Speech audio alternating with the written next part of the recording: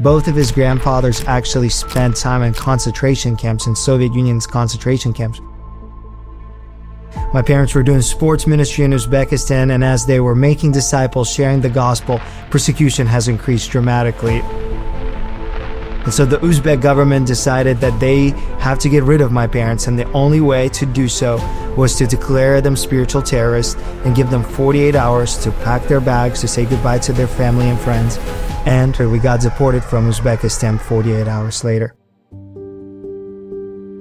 Hi, my name is Roman Kripanov, and I am the founder of Revival Sport, which is a sports ministry here in Houston. In 2007, my family moved here as refugees from Uzbekistan. My parents were doing sports ministry in Uzbekistan, and as they were making disciples, sharing the gospel, persecution has increased dramatically in the early 2000s.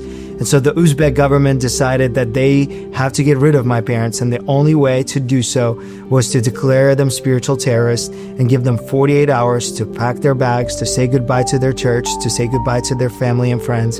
And we got escorted, we got deported from Uzbekistan 48 hours later. In 2007, we moved here as refugees to the north side of Houston. And so in 2010, our family, we had a dream, an idea. What if we launch a World Cup style event here in Houston where the nations that live here would form their own national teams, would play against each other, and this tournament called Cup of Nations would be a platform where churches can come and meet the nations that they're passionate about. And that's the beauty of our city. God is bringing nations here. Over 145 languages are spoken here. Close to 25% of Houstonians were born outside of the U.S. here in Houston. And then almost 50% of Houstonians speak a different language at home. They're not speaking English at home.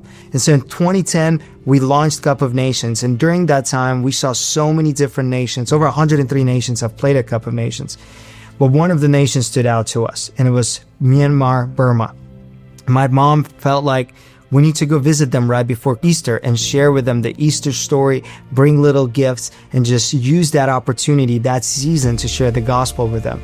And when we showed up to their street, to their apartment complex, we were shocked. It was the poverty like we've never seen before, even compared to Uzbekistan. Parents were killing birds on the parking lot so that they could cook them and survive and eat some food. And this is in the middle of Houston.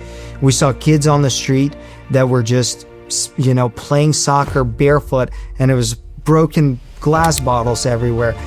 Kids ages 12, 13 smoking marijuana on the parking lot. Their parents doing drugs, trying to survive because they've lost everything. They lost their identity that they had back home, and now they moved in some of the worst parts of our city and trying to survive there on their own. And so our heart was broken, my brother and myself. And she said, what are you going to do about it? We're only teenagers at that time, just in high school still. I was a junior, my brother was a freshman, and they said, if you feel that there is a need, if you can answer that need, you should go and pray about it. And so my brother and I, we started praying about it and seeing what God would want to do through us in that neighborhood, which was about an hour away.